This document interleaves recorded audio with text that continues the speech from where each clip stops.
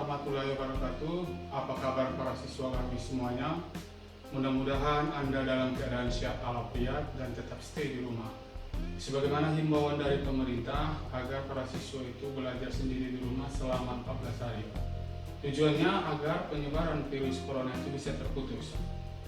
Ingat, virus corona, bukan corona ya, itu salah. Tapi corona, dan juga bukan corona, karena orang saat ini banyak yang salah menyebutkan corona. Kalau corona itu nama bus, tapi corona itu yang betul.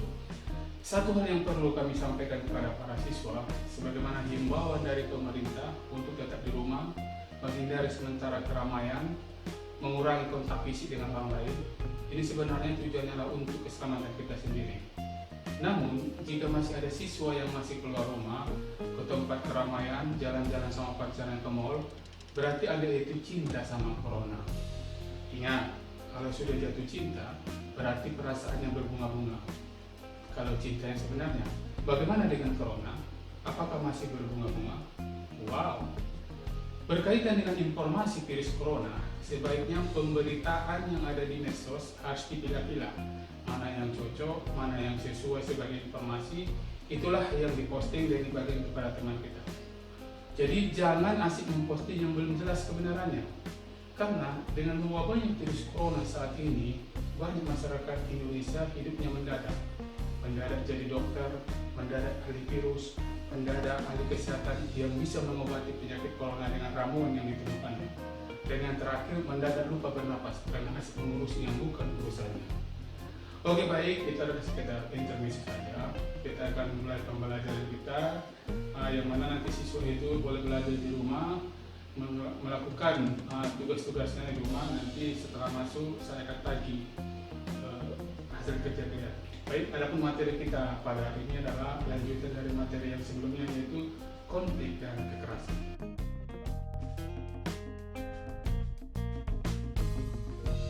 Kata konflik berasal dari bahasa Latin yaitu configure, yang artinya saling memukul. Dalam Kamus Besar Bahasa Indonesia atau KBBI, konflik didefinisikan sebagai percekcokan, perselisihan, atau pertentangan. Dengan demikian, secara sederhana, konflik itu merujuk pada adanya dua hal atau lebih yang berseberangan, tidak selaras dan bertentangan. Secara sosiologis, konflik diartikan sebagai suatu proses sosial antara dua orang atau lebih, atau juga kelompok, yang berusaha menyingkirkan pihak lain dengan cara menghancurkan atau membuatnya tidak berdaya. Misalnya, contoh sederhananya dari konflik kecil adalah pertengkaran antara saudara dalam sebuah keluarga. Sedangkan konflik dalam skala besar contohnya adalah tawuran antar kampung daerah. Penyebab konflik sosial. Yang pertama, perbedaan antara individu. Yang kedua, perbedaan antar kebudayaan. Yang ketiga, perbedaan kepentingan. Dan yang keempat, perubahan sosial. Bentuk-bentuk konflik. Adapun bentuk konflik menurut Louis Althusser membedakan konflik atas dua bentuk.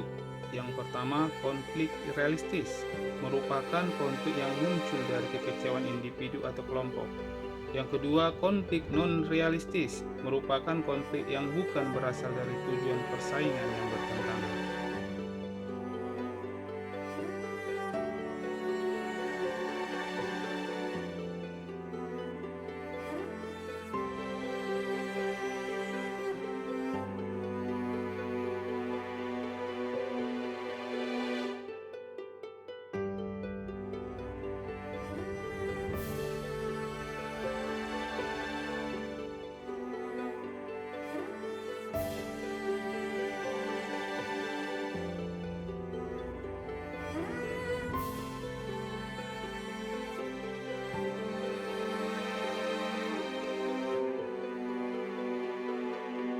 Kekerasan adalah bentuk lanjutan dari konflik sosial. Kekerasan dalam bahasa Inggris adalah violence. Dalam bahasa Latin kekerasan itu adalah violentus, yang artinya kekuasaan atau berkuasa.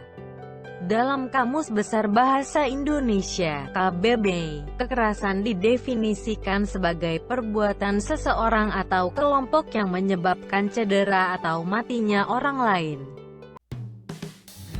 Ciri-ciri kekerasan: 1. Terjadi benturan fisik antar manusia atau perusakan terhadap fasilitas umum. 2.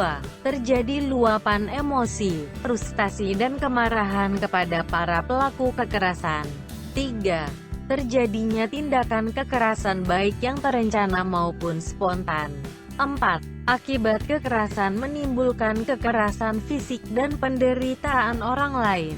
5. Kekerasan berlangsung tidak lama dan mudah teratasi.